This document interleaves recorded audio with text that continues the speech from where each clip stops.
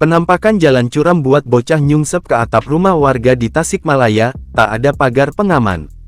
Kasus dua siswi sekolah dasar SD di Culamega, Kabupaten Tasikmalaya, Jawa Barat, mengalami kecelakaan saat mengendarai motor berboncengan pada Selasa tanggal 12 Maret tahun 2024 sempat diperbincangkan oleh banyak orang. Banyak orang bertanya-tanya bagaimana kedua siswi tersebut bisa nyangkut di atap rumah warga. Pertanyaan tersebut pun akhirnya terjawab setelah beredar sebuah video yang memperlihatkan penampakan jalan tersebut. Dalam video yang diunggah dalam akun TikTok @zahraaulia077, tampak kondisi jalan cukup sempit dan curam. Oh guys, dari sini lalu nyemplung ke genteng situ.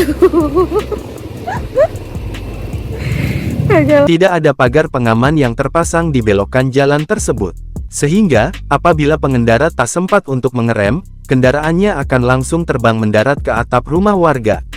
Hal tersebut pun dialami oleh dua siswi SD yang sebelumnya viral. Diketahui, sepeda motor yang ditumpanginya terbang dan nyungsep ke atap rumah warga yang posisinya hampir sejajar dengan ketinggian jalan. Kedua korban berkerudung tersebut tak mengalami luka dan masih duduk di atas motornya meski posisi motor menyangkut di atap rumah warga.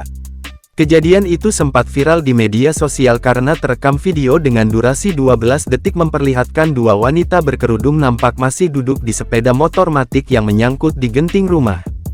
Salah seorang warga setempat Siti Jenab mengaku, sesuai keterangan kedua korban, rem motornya blong dan terbang ke genting rumah warga yang posisinya di pinggir jalan. Rumah pun berlokasi di bawah tebing jalan dan posisi atapnya hampir rata dengan jalan.